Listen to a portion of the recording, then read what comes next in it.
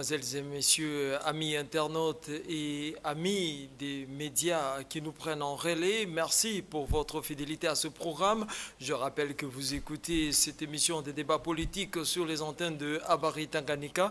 Aujourd'hui, puisque nous parlons du Tanganyika, il s'agit bel et bien de l'actualité politique, cette fois-ci en province du Tanganyika. Vous l'avez suivi sur nos antennes, plusieurs reportages ont fait allusion à la situation politique, notamment avec deux déclarations le même jour où il y avait remise et reprise entre le gouverneur sortant et entrant, volant ainsi la vedette à cette cérémonie.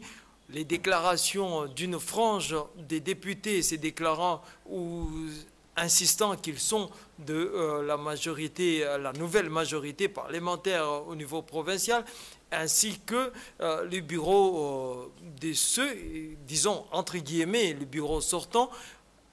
La tendance, les déclarations de ces deux tendances ont fait à ce que l'actualité soit beaucoup plus volée dans cet angle où la première équipe a déposé une pétition demandant à l'équipe actuelle de rendre les comptes ainsi que la démission de l'équipe de l'Assemblée, disons du bureau de l'Assemblée. Ainsi, cette situation, le soir même de cette même déclaration de la nouvelle majorité, les membres du bureau, accompagnés par les députés de l'Union sacrée en province du Tanganyika, ont fait leur déclaration ne reconnaissant pas cette pétition.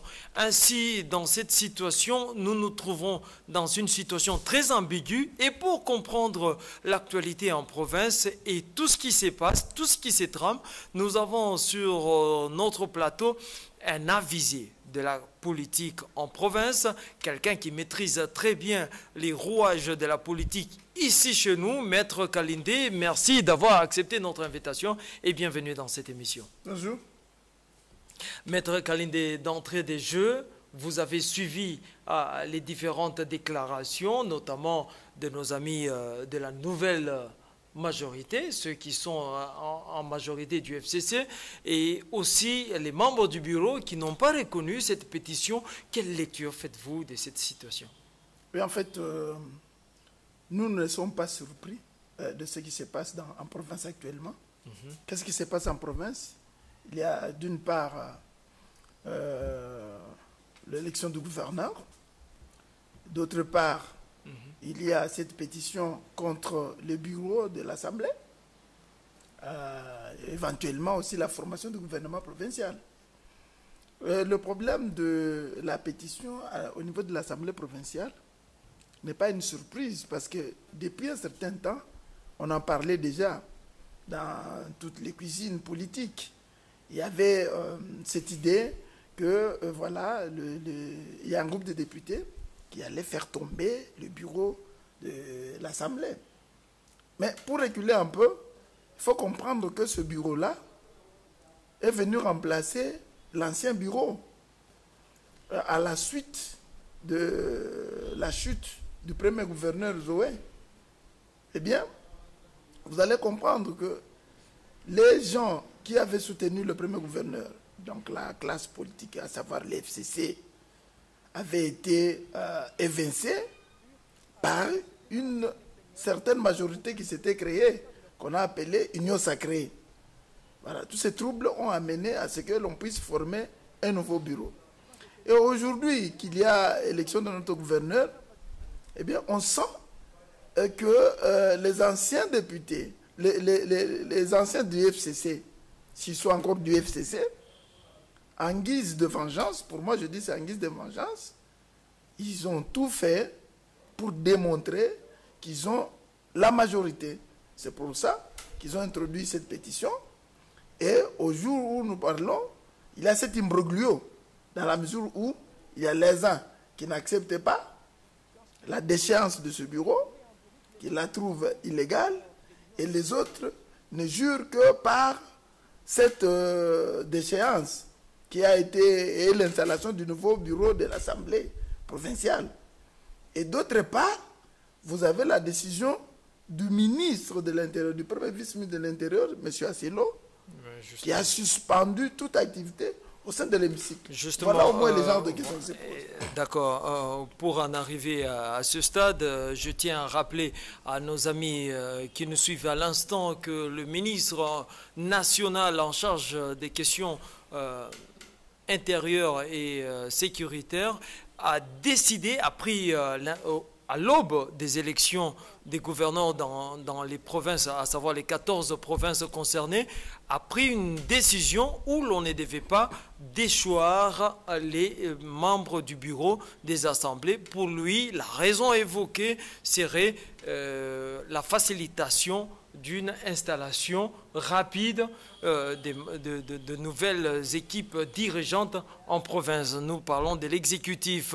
Et aujourd'hui, il se trouve que le Tanganyika se dérobe de cette décision du ministre national de l'Intérieur, Asselo, qui avait décidé à ce qu'il n'y ait pas d'émotion contre le bureau. Et on a vu ici au Tanganyika, le même jour où il y avait remise et reprise entre le gouverneur sortant et entrant, le même jour, les membres de la nouvelle majorité ont décidé de déposer la pétition, nonobstant la décision du ministre de l'Intérieur. Quelle lecture faites-vous par rapport à ça? Cette question-là soulève la polémique, à savoir l'intervention du pouvoir central dans la gestion des provinces.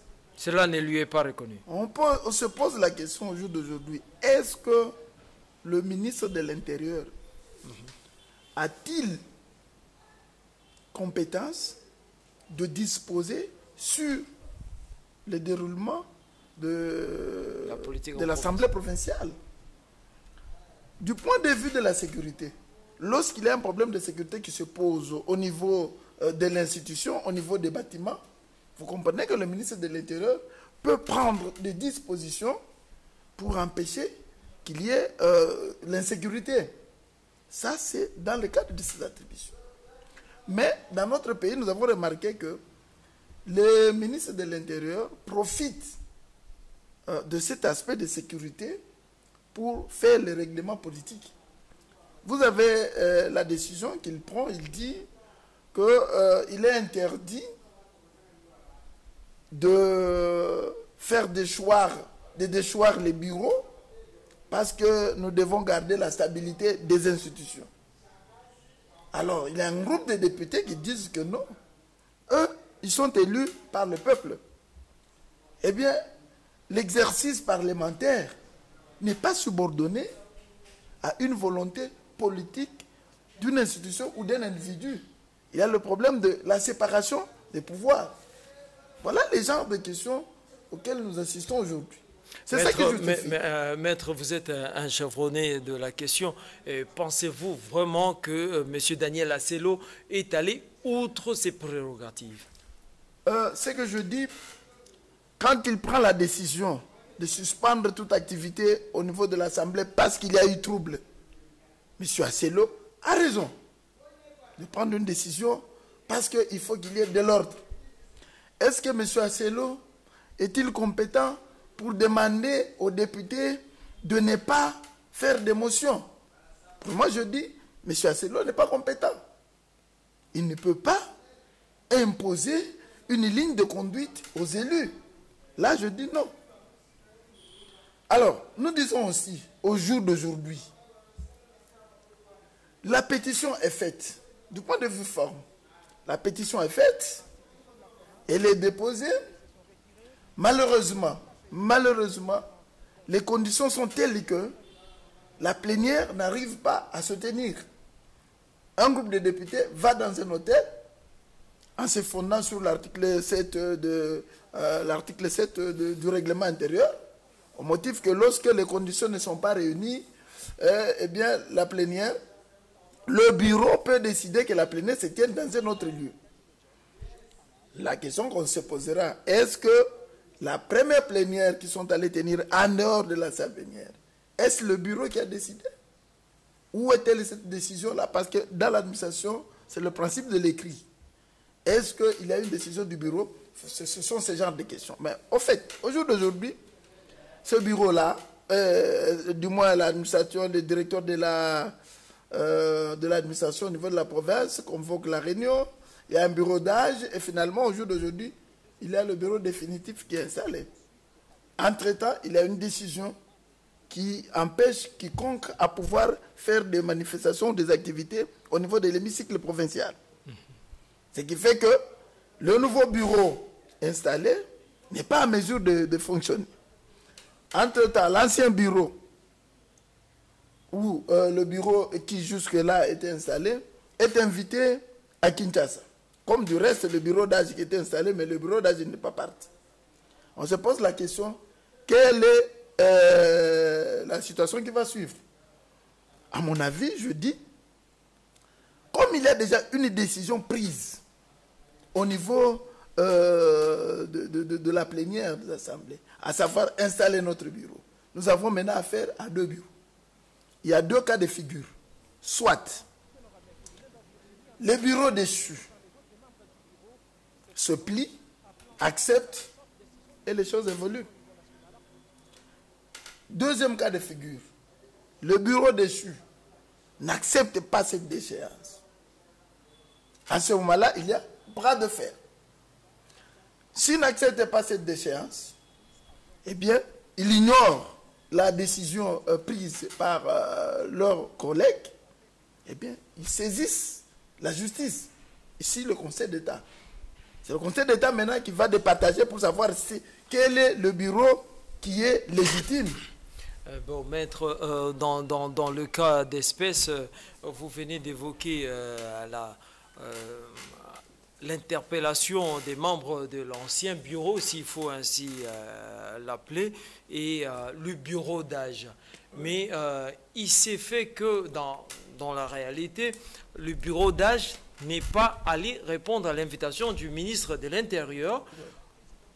Et par-dessus tout, nous avions appris qu'il y aurait eu installation d'un bureau déjà définitif, qui serait dirigé par l'un des caciques du FCC.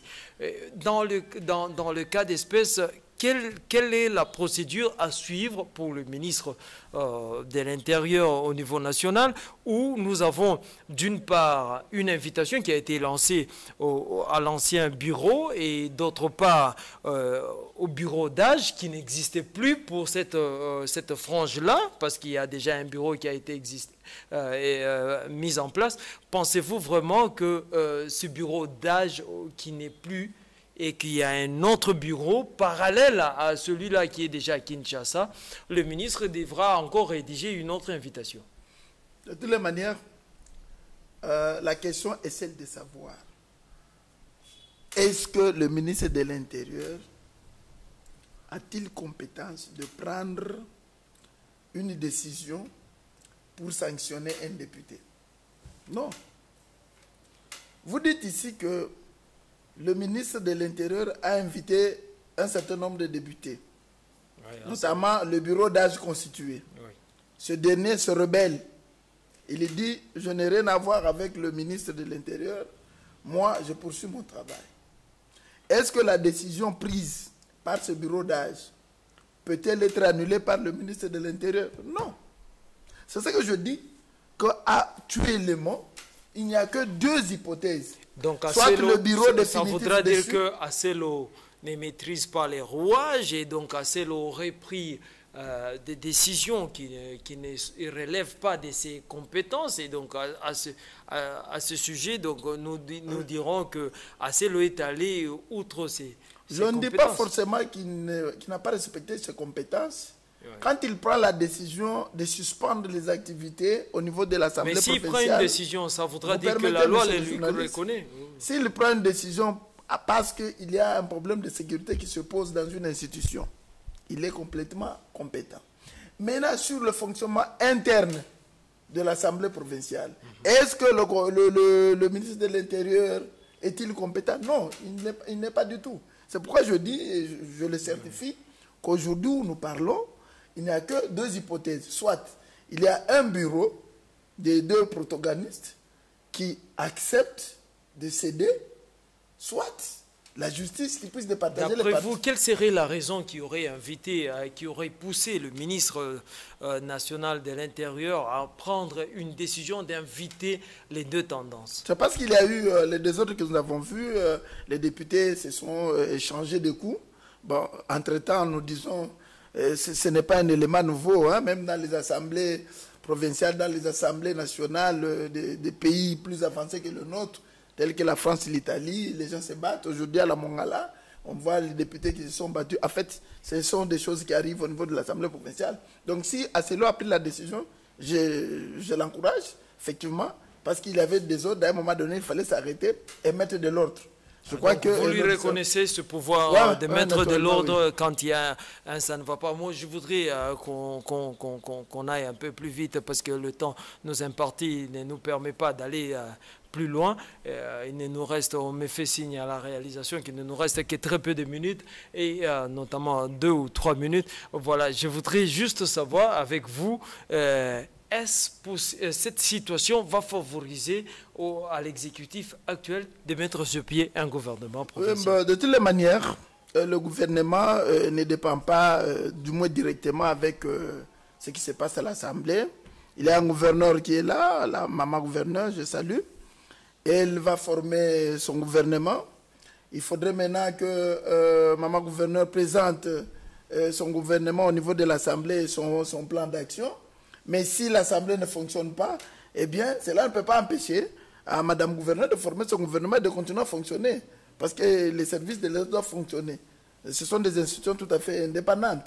Donc, le gouvernement peut continuer à fonctionner jusqu'à ce qu'on mette de l'ordre de ce côté-là.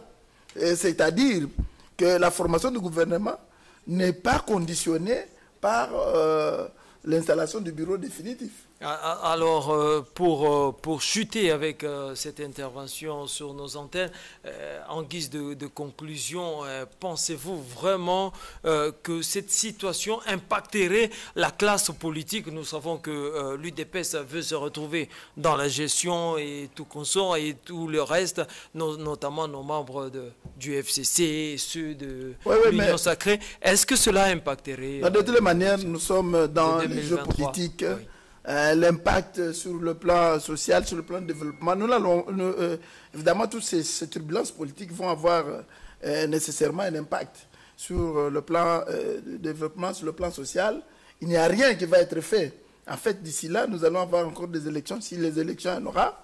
Et aujourd'hui, ce sont les forces politiques qui, tout le monde se dit qu'il est de l'Union sacrée. Même ceux qui n'étaient pas de l'Union sacrée, tout le monde veut être de l'Union sacrée. Vous faites plaisir. Il y a la gestion des ambitions. C'est vrai, il y a la gestion des ambitions. Le gouverneur devra mettre tout fait pour essayer de satisfaire celui-ci ou celui-là, mais on ne va pas satisfaire tout le monde. Parce que le pain est petit, les gens sont nombreux. Alors, ce qui fait que, ici, au niveau de la province, pour moi, je me dis, on doit chercher les axes prioritaires de réalisation. On ne peut pas prétendre, dans 1 an ou dans 2 ans, qu'on va régler, contrairement à ce que les gens attendent du gouvernement, on va régler les problèmes que nous avons ici en province. Moi, je dis que cela est tout à fait impossible. Mais ce qui est vrai, c'est que lorsque on est responsable et politique, on doit gérer les ambitions. Et j'espère qu'ils vont le faire. Merci, Maître Kaline. Merci d'avoir répondu à nos questions. Merci également d'avoir été l'un de nous sur ce plateau de Habari Tanganyika. Merci à vous, internautes, qui devenez de plus en plus nombreux. Merci à nos amis qui nous suivent depuis Londres et ceux qui ont réagi depuis Singapour. Nous vous disons merci d'avoir été de nôtres. Ce programme qui a connu la réalisation de Alain Mangobo. Marie, merci pour votre assistance. Et au nom de toute l'équipe, nous vous disons merci et à plus.